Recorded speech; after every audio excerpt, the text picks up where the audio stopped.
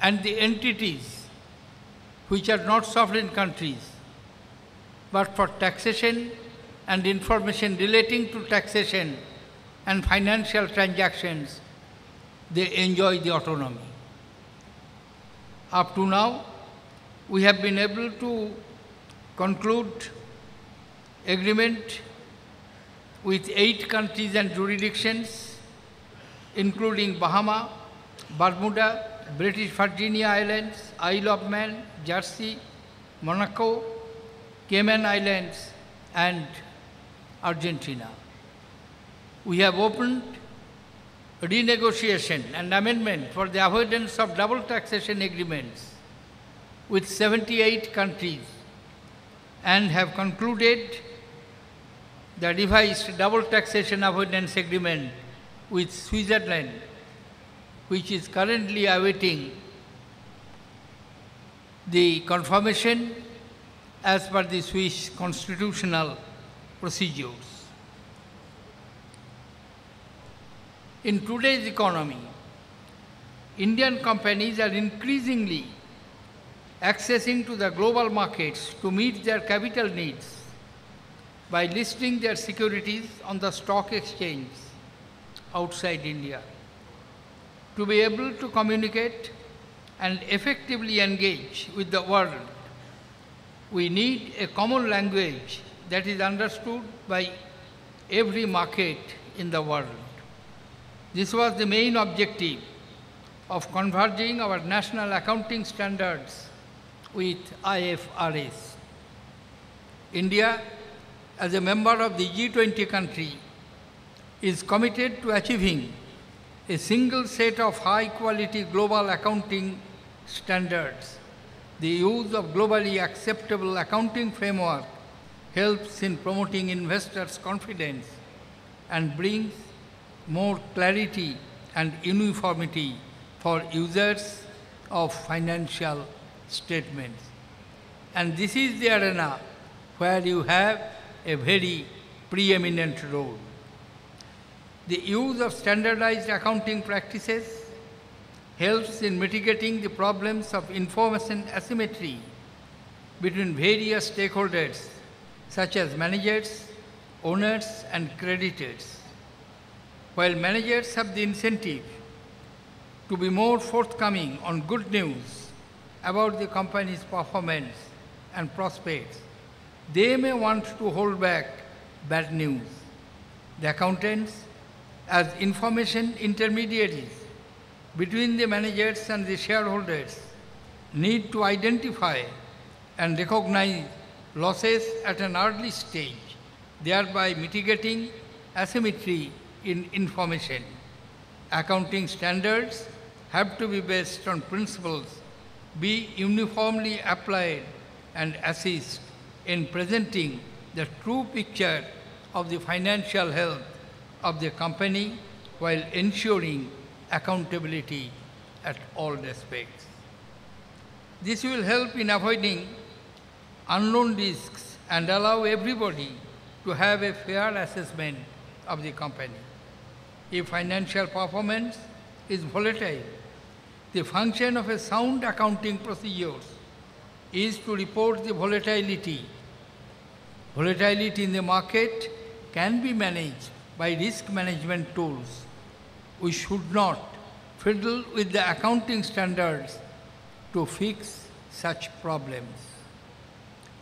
The responsibility of the corporate governance is multi-layered.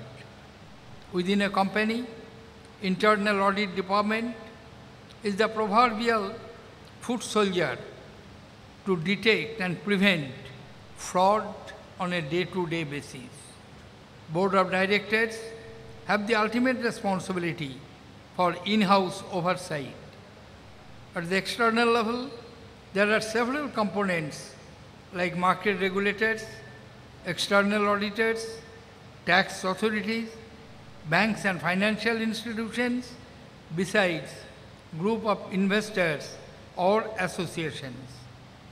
Providing essential financial information on a company's performance to its shareholders and other stakeholders is an integral an important part of the good corporate governance. We need to regulate better and at the same time ensure that regulation does not degenerate into obsessive control. While too tight, a regulation may lead to a lack of development in financial products. A very lax regulatory structure may encourage financial misdemeanor.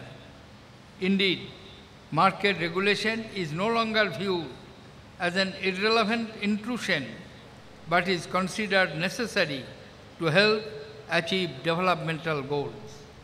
The recent experiences from the global financial crisis has reinforced this conviction.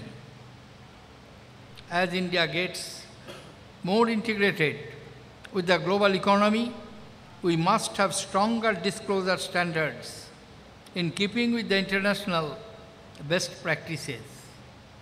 We must also build stronger supervisory framework to provide incentive for more responsible corporate conduct. I am sure you are all aware that the Ministry of Corporate Affairs brought out voluntary guidelines for corporate governance in December 2009.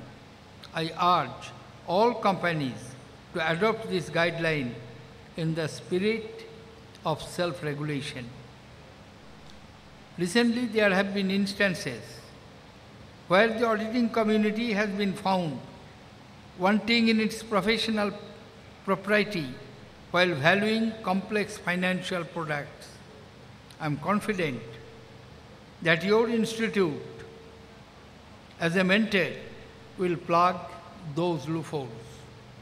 We must promote and encourage ethical use of information by avoiding, controlling and disclosing conflicts wherever they arise. While doing so, we should ensure that procedures established to control conflicts are not porous.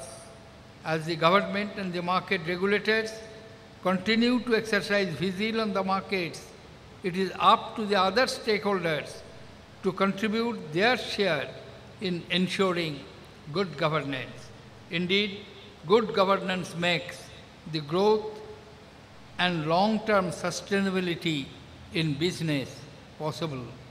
With these words, I thank you, ladies and gentlemen, for your patience and wish you an enriching deliberation and a successful conference. Thank you. Thank you, sir, for the very insightful speech. I request all delegates to join me for a standing ovation. Delegates, a standing ovation to the Honorable Union Finance Minister, Shri Pranab Kumar Mukherjee ji, for a very insightful session. I would request President of our institute, Shri Amarjit Chopra, to kindly present the Finance Minister with a memento on our behalf.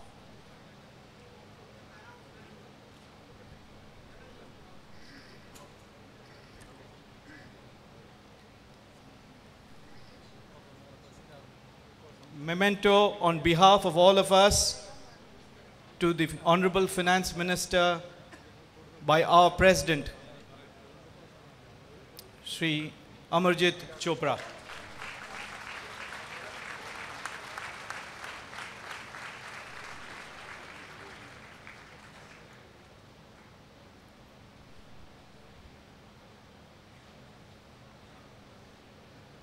The Finance Minister will be leaving now. We'll continue with the session.